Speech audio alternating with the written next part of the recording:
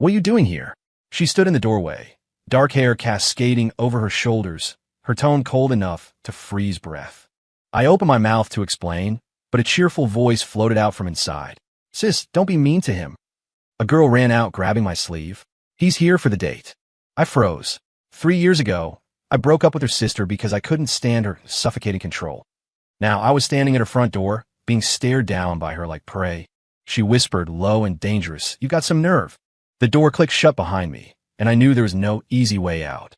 01 being single at 32 meant my mother's daily phone calls had become a form of psychological warfare. Keep being picky, Caleb, and you'll be scraping the bottom of the barrel. I threw my phone onto the sofa, my head buzzing. Overworked, unstable income, social anxiety, and a tendency to stutter when nervous. I knew I wasn't exactly a catch in the dating market. So when a friend forced a girl's number on me, swearing she was legit, I hesitated for a long time before agreeing. The date was Mia Vance, a college junior, 10 years my junior. I initially refused, but my friend pushed, "Don't overthink it, man. It's just dinner. Just meet her." I caved.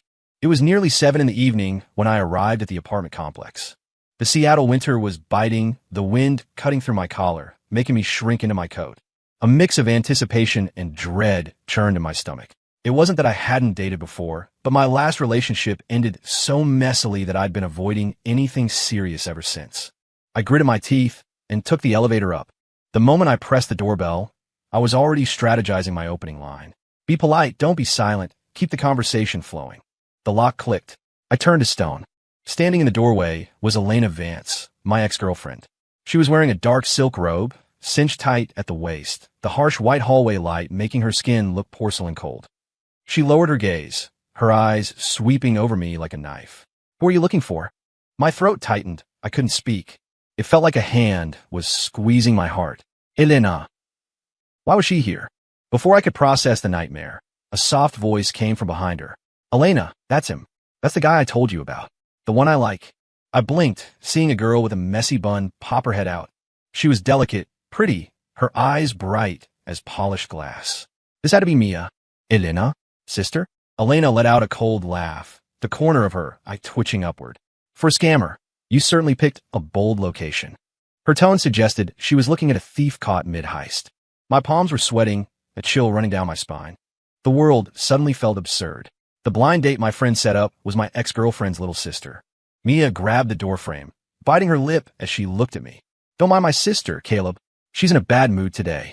She turned and yelled back into the house. "Mom and Dad went out. They'll be back for dinner later. Come in and sit." I wanted to refuse, but the words stuck in my throat, so I stiffened and stepped across the threshold. The air inside was warm, smelling of central heating, yet I felt like I couldn't breathe. The living room layout hadn't changed in 3 years. The position of the sofa, the vase on the coffee table, even the pot hose plant in the corner, it was all identical. My head started ringing. We had moved in here together, laughing about building a future. Now, it felt like walking into a mausoleum of my own failures. "Sit," Elena commanded, her voice like ice. I lowered my head to change my shoes, avoiding eye contact. My mind was a mess. Why her?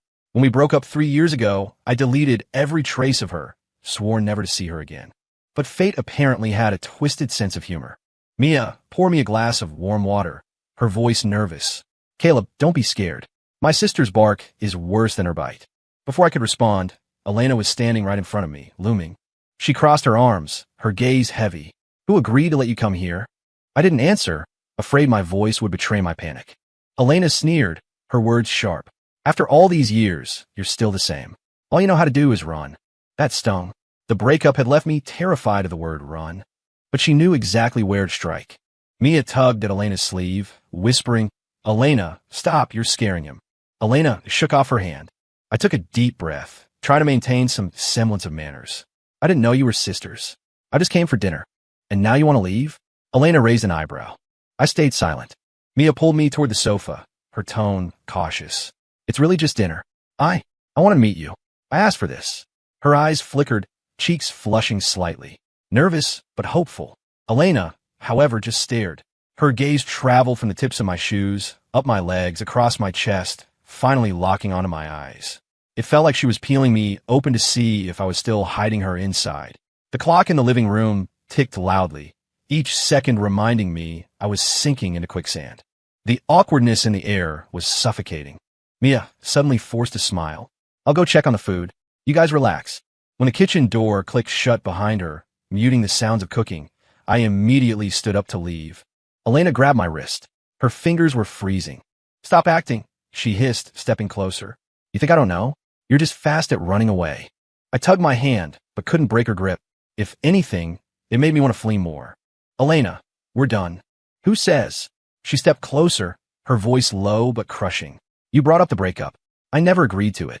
The sentence winded me. I had ended things because her control was absolute. I was young and thought I could just walk away. I didn't realize that 3 years later, I still hadn't escaped her shadow. I struggled to get the words out. Stop this. Stop. Elena smiled. You think today is just a coincidence. A spark of anger lit up in my chest. What does that mean? She didn't answer, just stared at me, waiting for me to crumble. Just as the standoff became unbearable, Mia's voice called out from the kitchen. Elena, be nice to him. Elena released me, turning back to the sofa, her tone flat. If you still want to run, try doing it at the dinner table. I stood there, chest heaving, heart hammering against my ribs. I had a bad habit of never facing problems head on, but I realized that this time, avoidance wasn't going to work. Mia came out with plates, saw me standing, and blinked. Why aren't you sitting? I forced a smile. It's nothing. She gently took my sleeve. The force was negligible, yet it felt like she was placing a soft shackle on me. Come on, Mom and Dad'll be back soon. 02 the table was quickly filled with food. A full spread, roast chicken, sides, a salad, everything looked restaurant quality. Mia had clearly put in effort. Her sleeves were rolled up to her elbows, her face flushed from the heat of the stove. Just simple comfort food. Let me know if you don't like anything. She handed me chopsticks, her eyes shining. As I took them, Elena sat down opposite me. She didn't look at me, just slowly ladled soup in her bowl. The spoon clinked against the porcelain, a tiny, sharp sound that made my back tense up. Mia used serving chopsticks to place a honey-glazed rib in my bowl. You like sweet things, right? I froze, instinctively dodging. No, I don't. He doesn't eat sweets anymore. Elena cut in, looking up, her tone bland. My chopsticks hovered in midair. Mia paused, visibly confused, and smiled it off. Okay, I'll save that one. She switched to some asparagus. This time, I didn't dodge. The atmosphere was wrong, but no one acknowledged it. I kept my head down, eating, trying to look normal. But just as I swallowed, I felt something lightly brush against my shin. Soft. Accidental, maybe. Thinking it was the table leg, I shifted my feet inward. A second later, the touch returned. Enfin. Sliding. Slender, cool. My breath hitched. That wasn't a table leg. I sat rigid, keeping my head down, but my peripheral vision caught Elena's leg extended slightly forward under the table. She was wearing black stockings, her toe resting right against my trouser cuff. She wasn't looking at me. She was calmly drinking soup, her expression serene. My throat tightened. I wanted to move, but the space under the table was cramped. Retreating meant hitting the chair. Mia was still talking. Is your job stressful? Mark told me you work a lot of overtime. It's fine. I managed, my voice raspy. The foot pressed again, closer this time, sliding up the inside of my ankle. I clamped my legs together. My chopsticks hit the bowl with a loud clack. Mia jumped. What's wrong? Nothing. I squeezed out.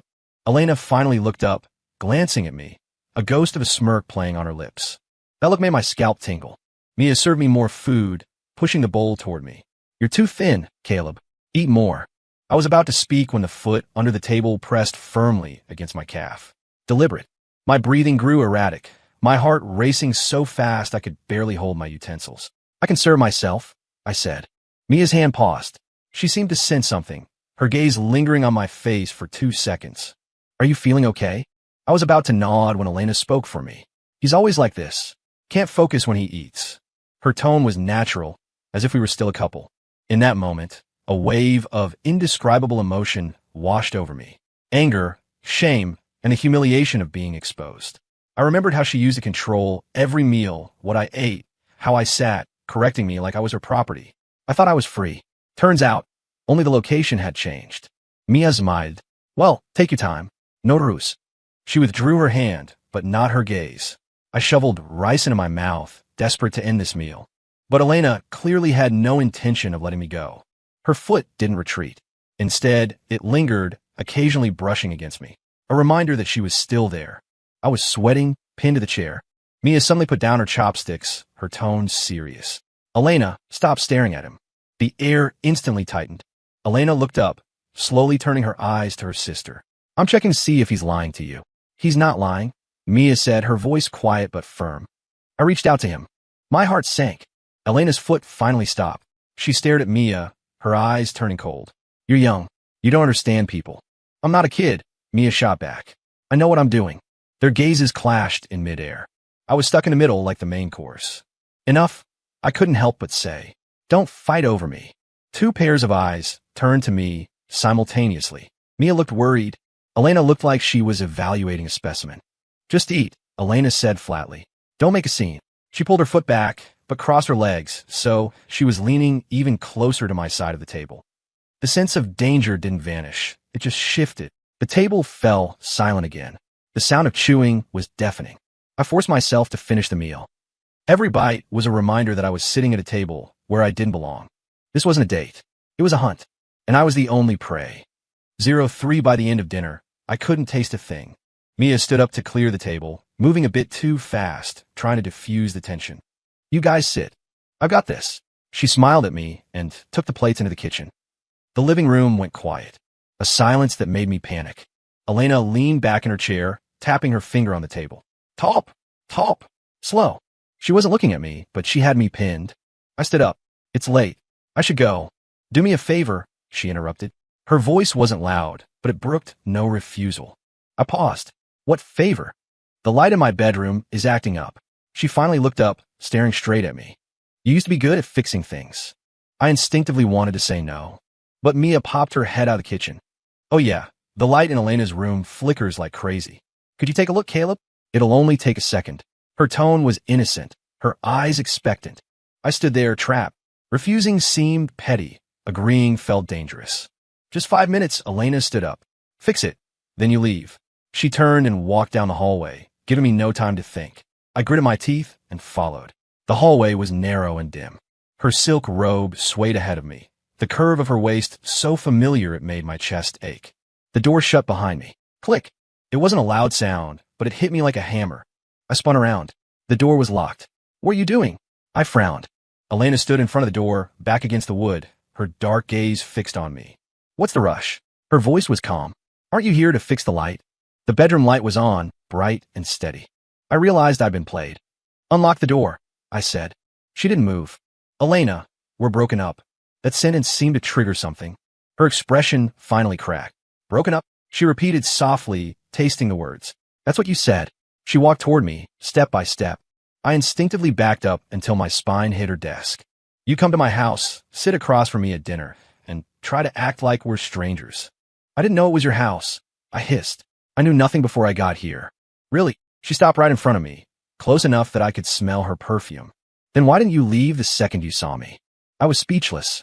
She stared at me, her eyes cold and bright. Or is it that, deep down, you couldn't bring yourself to leave? My chest tightened. I looked up. Don't twist everything to fit your narrative. She suddenly smiled. It was an unsettling expression. Then tell me. She lowered her voice. Did you come here for my sister? I froze. What? Her hand shot out, grabbing my collar, yanking me forward. Do you think she's easy? Young, naive, falls for few sweet words. Her proximity messed with my breathing. I tried to pry her hand off. Let go. Answer me, she pressed. Are you here to hook up with her? In that moment, anger flared in my chest. Are you insane? I snapped quietly. She's your sister. So what? Her eyes grew colder. Does that make it okay for you to use her to get to me? I finally ripped her hand away. It wasn't rough, but it was enough to make her stumble back a half step. The silence in the room was terrifying. She looked at me, verifying something. You initiated the breakup, she said slowly. Are you scared now? I'm not scared. I took a deep breath. I just don't want to be treated like this by you anymore. Her brow twitched. I continued, my voice low but clear. You're still doing it. Controlling me, forcing me, deciding everything for me. I put up with it before, but not now. I surprised myself. I had never spoken to her like that. She stared at me for a few seconds, then suddenly reached out and touched my face. Her touch was feather-light. You've changed, she said. I turned my head away, opened the door. Her hand hovered in midair. The atmosphere curdled. Faint water, sounds came from the kitchen. Mia was still working, completely unaware of what was happening in here. You think you can walk away? The moment you showed up, you dragged her into this. My heart sank. Don't make this complicated. You appeared first, she said. The second you walked in, it stopped being simple. I was done arguing. Open the door, I repeated. She was silent for a few seconds, then finally turned and twisted the lock. The moment the latch clicked, I was out. The hallway air felt like salvation. I didn't look back. Caleb Stone, she called from behind me. I paused, but didn't turn around. You think you can hide? I clenched my fists and kept walking. In the living room, Mia was bringing out a fruit platter. She blinked when she saw me. Fixed already? Yeah, I nodded. I have to go. She looked disappointed, but didn't push. I put on my shoes and stood by the door. Elena was standing in the shadows of the hallway, her expression unreadable. I opened the door, letting the cold wind rush in. I knew one thing for sure. Dinner was over, but the war had just begun. 04 the door shut behind me. Standing in the stairwell, I realized my back was soaked with sweat. The elevator hadn't arrived yet. I stared at the floor, my mind a chaotic mess. The emotions I had suppressed in that bedroom were bubbling up. Wait, footsteps behind me. I turned to see Mia running out. She had thrown on a jacket, her hair loosely tied, her face still flushed.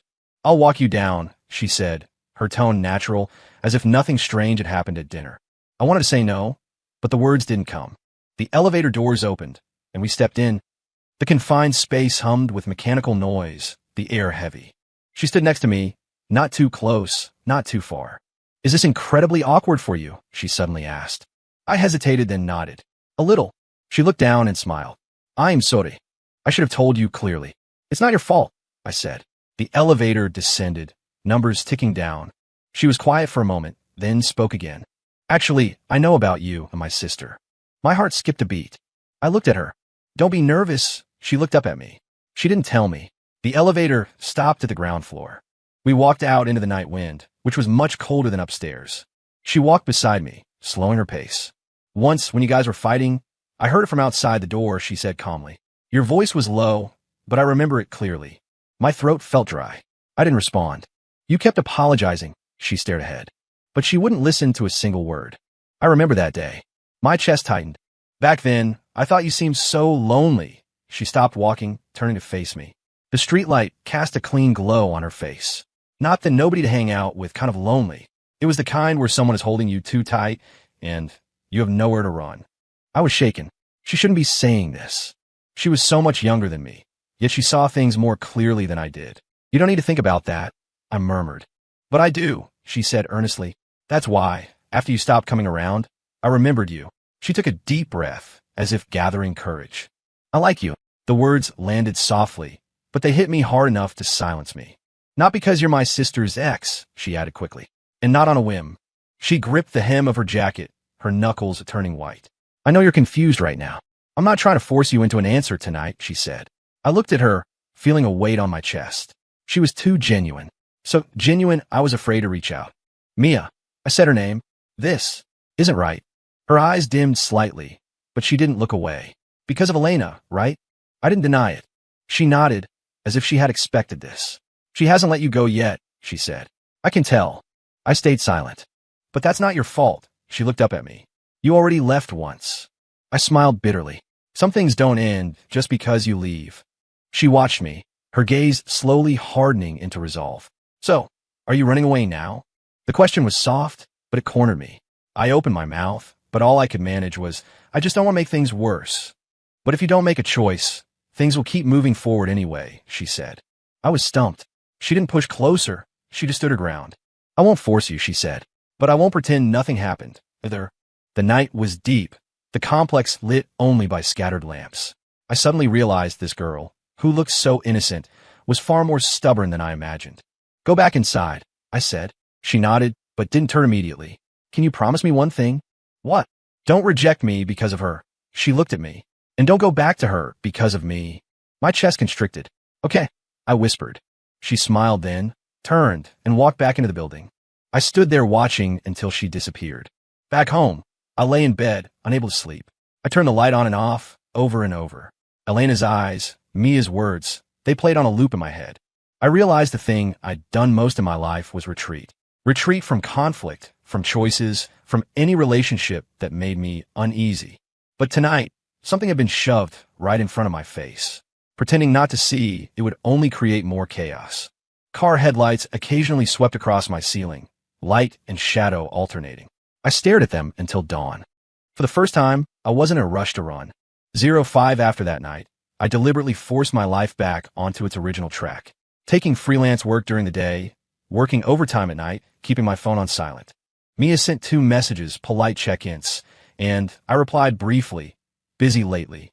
I didn't dare say more. Some boundaries, once loosened, can't be tightened again. On the 3rd night, I came home after overtime. The hallway lights were half broken, flickering. As I fished for my keys, I heard someone call my name. Caleb Stone. The voice wasn't loud, but my spine stiffened. I turned to see Elena standing at the building entrance. She wasn't in a robe this time. She wore a dark trench coat, hair loose, her face pale under the street lamp. She looked like she'd been waiting a long time, shoulders tense against the wind. My first instinct was to turn and bolt inside. How long are you going to hide? She walked quickly toward me. I stopped but didn't look back.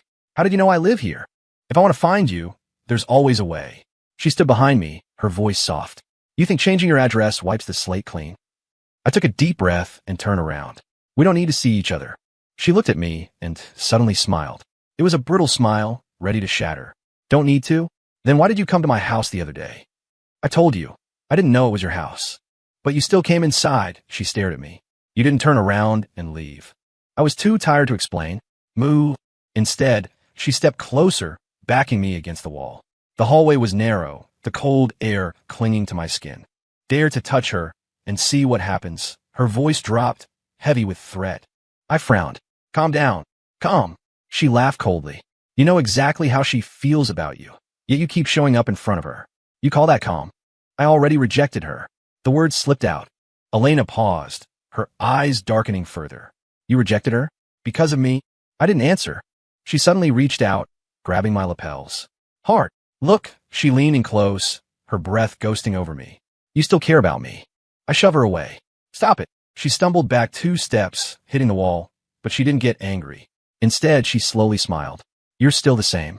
Your mouth says one thing, but your body is always hiding. She raised a hand, fingertips brushing the back of my hand. I flinched. She froze, eyes flickering. What I said in the bedroom that day wasn't all a lie, she whispered. After we split, I thought about it a lot. Thought about what? About whether I was too harsh, she looked at me. Whether I shouldn't have held on so tight. The wind blew, carrying her raspy voice. I can change. My heart sank. It was too familiar. Every time we fought, she would say this. Her voice would soften, her eyes would plead, as if my nod would reset everything. I looked at her and slowly shook my head. You can't change. Her expression shifted. How can you be so sure?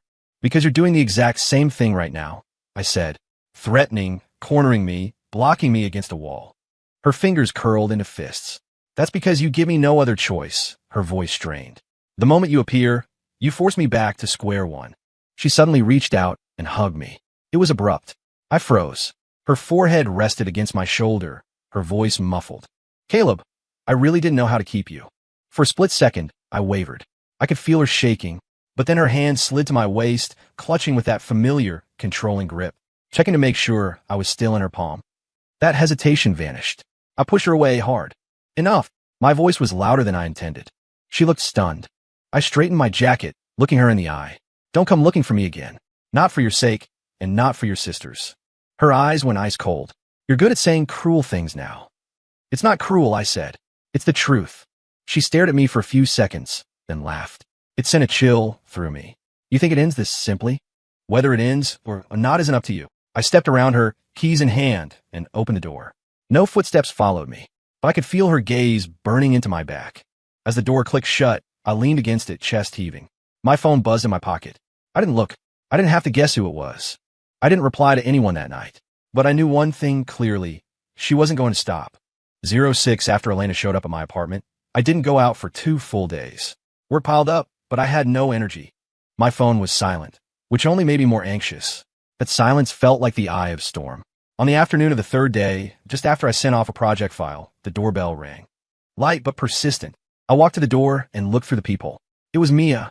She was in casual clothes, wearing a backpack, standing straight like she had made a decision. I hesitated for a second, then opened the door. Why are you here? I texted you. It didn't reply. She looked up, calm. I was worried. I stepped aside to let her in. The place was a mess, takeout boxes scattered around. I mumbled an apology. She didn't mind, dropping her bag and standing in the middle of the living room. My sister came to find you, didn't she? I stopped moving. Did she threaten you? I didn't speak. Silence was answer enough. Mia's expression hardened. How could she? Her voice was tight. I already told her to stay out of your business. Don't fight with her, I said instinctively. This isn't your problem. She looked at me, eyes rimmed with red. How is it not my problem? She's my sister, but she can't treat you like this. Before I could respond, the doorbell rang again. Louder this time. My heart sank. Outside stood Elena. She looked like she had just come from work, coat still on. Her gaze shot past me, landing directly on Mia in my living room. The air snapped tight. I knew you were here, Elena said. Mia went cold. Did you follow me? You're my sister, Elena said flatly. Do I need to track you to know where you are? I stood between them, scalp tingling. Don't do this here. I lower my voice. Go home and talk. Home, Elena snitted. You think she can go home now? Mia whipped her head around to look at me, hurt flashing in her eyes. What did you two talk about? I tried to explain, but Elena cut in. I was just reminding him not to hurt you. Hurt me? Mia raised her voice. He's never hurt me. That's because you haven't been dumped yet. Elena's tone was hard as granite. You think he's a good guy? Enough, I interrupted. Both women looked at me. Elena with scrutiny, Mia with hope. In that moment, I realized I had been pushed to a place where I had to take a stand. I haven't deceived anyone, I said. And I'm not trying to use anyone. Elena scoffed. Then why didn't you reject her outright? Mia jumped in immediately. He did reject me. Elena's expression faltered. You rejected her? She looked at me. Because of me? I didn't answer. But Mia understood. She took a step back, voice trembling. So, you're still worried about her? It's not worry, I said. It's that everything is too messy. It's messy because you won't choose. Elena stared at me. You were always like this. You forced him to be like this. Mia suddenly shouted. Elena snapped her head around. What did you say? You ruined it yourself. Mia's eyes were red. You cornered him until he had to watch how he breathed, and now you blame him for leaving? The words were a slap in the face. Elena's face darkened. What do you know? He left without a word. Left me standing there alone. Because you never gave him a chance to speak. Mia's voice shook, but she didn't back down. You only care if he belongs to you, not if he's happy. I stood there, paralyzed. It was the first time I'd seen him clash like this. No masks, no politevachins. Just raw, bloody emotion. Shut up, Elena hissed. You are my sister. Because I'm your sister, I can't watch you do this. Tears rolled down Mia's face. You don't love him. You're possessing him. The room fell dead silent. Elena slowly turned to look at me. There was anger, loss of control, and the humiliation of being exposed in her eyes. Is that what you think too? She asked. I didn't answer immediately, but my silence was the answer. Elena laughed suddenly. A light, chilling sound. So that's how it is. She turned and left, slamming the door so hard the walls shook. Only Mia and I were left. She stood there, shoulders shaking, holding back sobs. I'm sorry, she whispered. I shouldn't have come. I shook my head. It's not your fault. She looked up, eyes full of stubbornness. But I don't want to hide anymore. I don't want to do nothing and watch her drag you back. Looking at her, my chest tightened.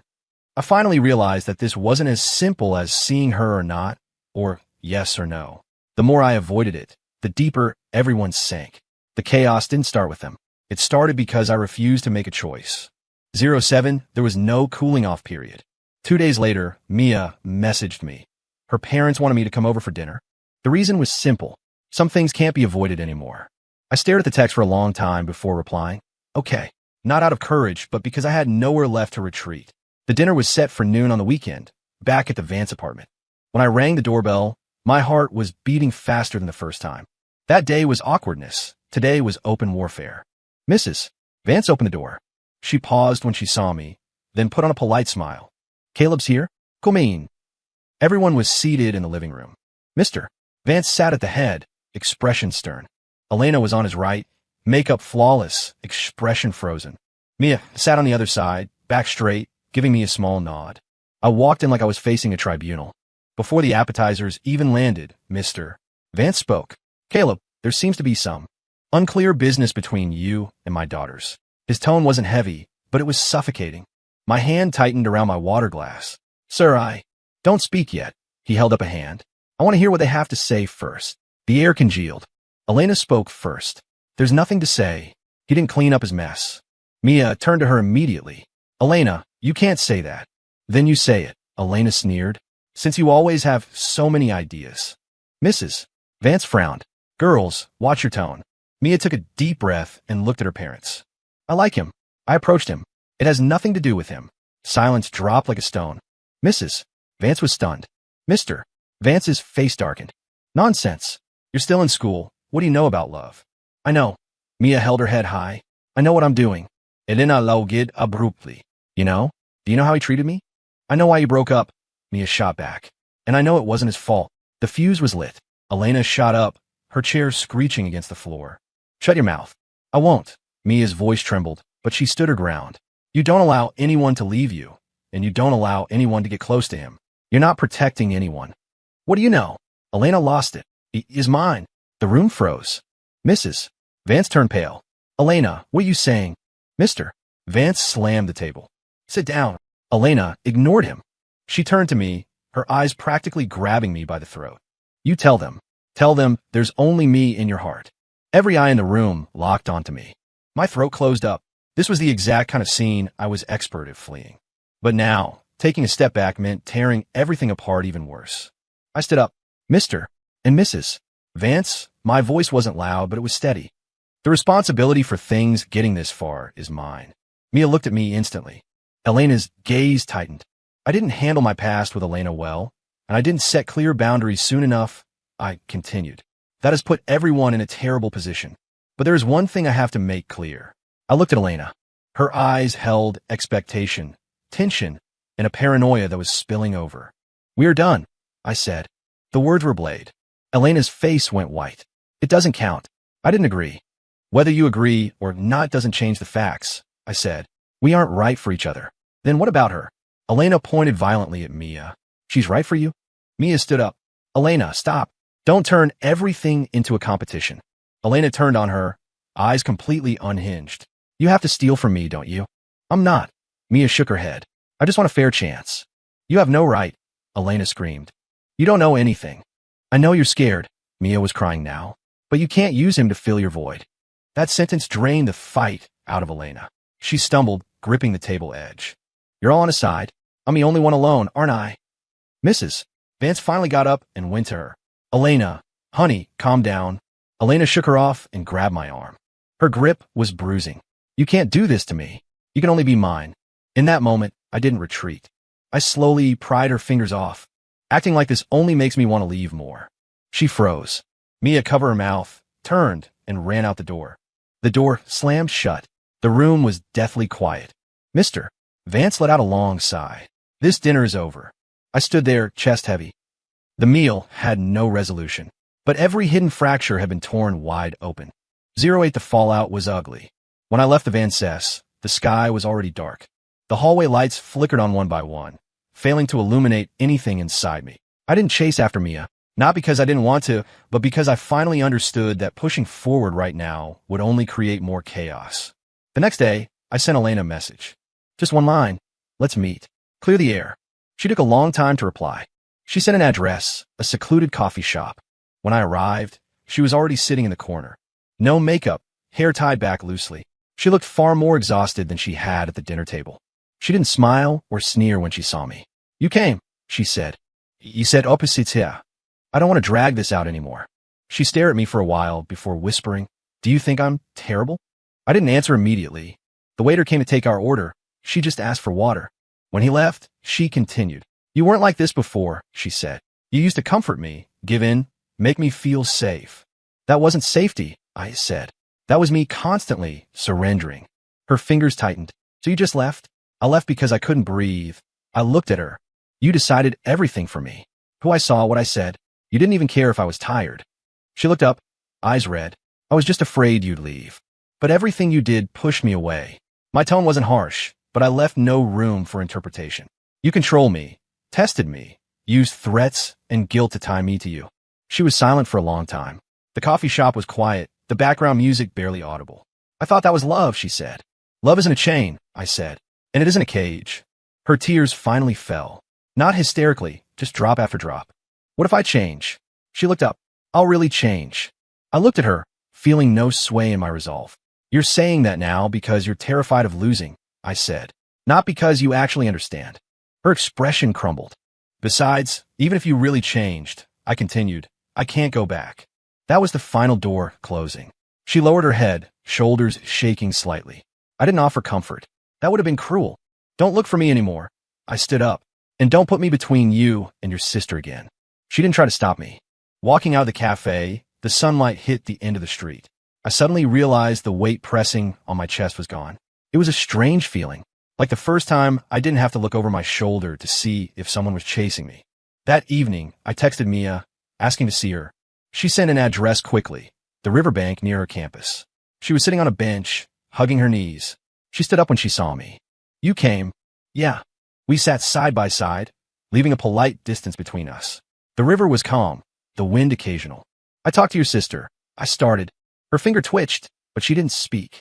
I rejected her, I said, and I made everything clear. She lowered her head. A moment later, she asked, what about us? I looked at the water. I'm not in a place to start a relationship right now. I need to sort myself out first. She was silent for a moment, then suddenly smiled. Not a forced smile. I guess that, she said. You've always been like that. I felt a pang of guilt. I'm sorry. Don't apologize. She shook her head. At least you didn't lie to me. She stood up, brushing off her pants. Then I'll wait for you. Her voice was calm. Not waiting for you to pick me, but waiting for you to be able to stand in front of me properly. I looked up at her. In the night, her eyes were bright. But I won't back down, she added. We didn't say much else. On the way home, for the first time, I felt that loneliness wasn't a trap. It was a necessary blank space. My phone buzzed in my pocket. I pulled it out to see a new message. Mia, I'll wait, but I won't retreat. I stared at those words for a long time. Then, I put the phone away and kept walking. Story complete.